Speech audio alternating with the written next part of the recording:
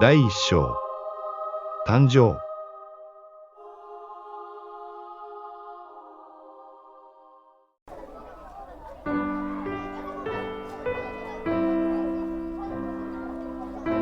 それではいいですか。はい、123。桜が咲き始めるこの時期、毎年恒例の写真撮影が始まる。亜美はこの不可思議な行事がいつも苦手だ。クラスメートたちは皆晴れ晴れとして人一倍自慢の笑顔でカメラに向かうが、光に敏感な亜美だけは眩しさのあまり目を開くことができない。どういうわけか晴れた日はいつもこうなる。亜美にとってはこれ見よがしの青空よりもご機嫌斜めの曇り空くらいがちょうどいいが、そんな日に撮影などしない。無論出来上がった写真はどれもこれもしかめっ面ばかりで、かえって目立つ絵面になっていたが、そんなことに気づくこともない。ただ無意味に過ぎていく嫌な時間をやり過ごすだけだ。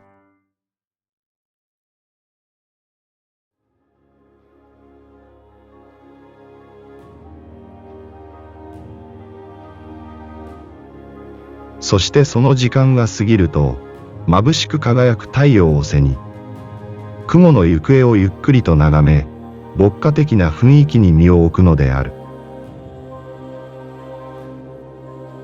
遥か遠くの上でぽっかり浮かぶ雲が、幾重にも変化させながら、時にざわめき、時に静かに流れ去っていく。その様子を追い続け、どれくらいの時間が過ぎただろうか。時間の観念すらない亜美には、そんな疑問も浮かばない。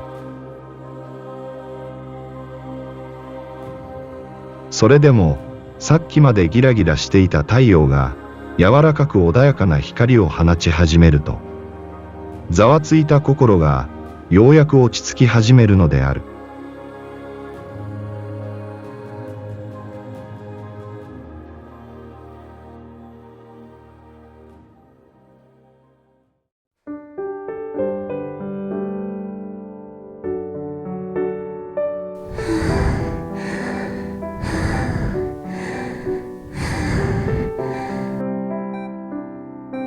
予定日から数日遅れ、久美の陣痛が始まった。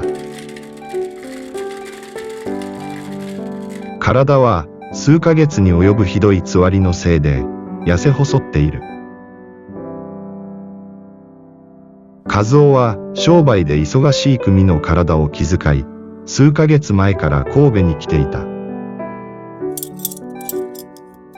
い、もっと生きんで。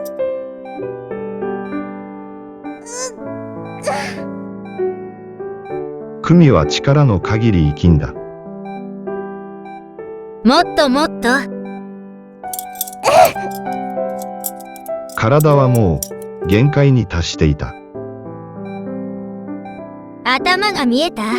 さあ、もう少し頑張って。外では和夫と高志が今か今かと待ちわびていた。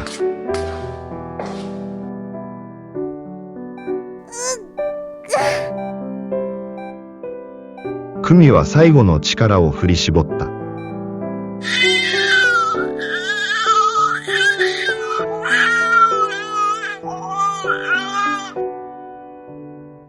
産み落とされた赤ん坊は顔を真っ赤に染め上げ、丸々とした元気な女の子だった。助産師は手際よくへその緒を切ると、そっと久美の胸元に預けた。あらま、びっくり。お母さん、ほら、生まれたばかりでもう手吸うてますよ。しっかり頑張った甲斐ありましたね。助産師がそう言うと、赤ん坊は、ますます自分の腕を器用に吸い出した。久美はほっとした。つわりがひどくて生まれてくる子が心配だったが、元気にこうして生まれてきてくれたことに、心から感謝していた。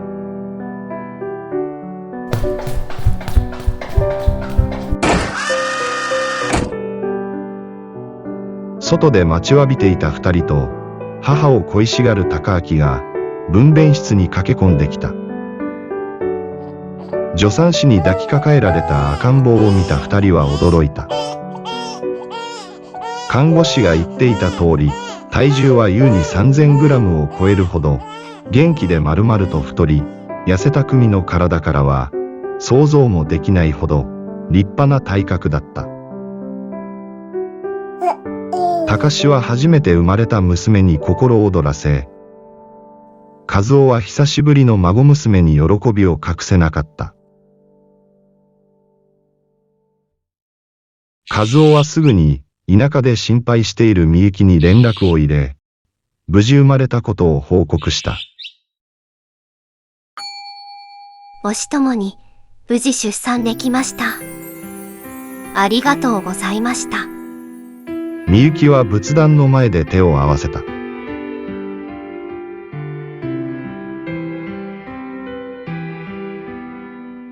母の帰りを待ちわびていた高明の目に、赤ん坊を大事そうに抱え、嬉しそうに微笑む母の姿が映った。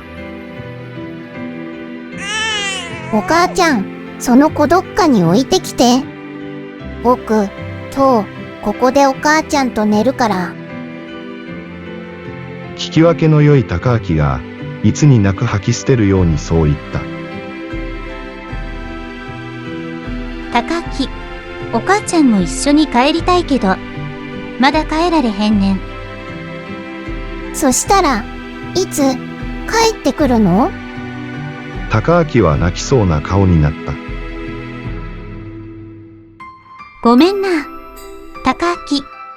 お母ちゃん、もうちょっとしたら帰るから。それまでお父ちゃんと家で待ってて。高明はそれ以上、ダダをこねなかった。利発で心優しい高明は、決して久美を困らせたりしない。本当はもっと母に甘えたい。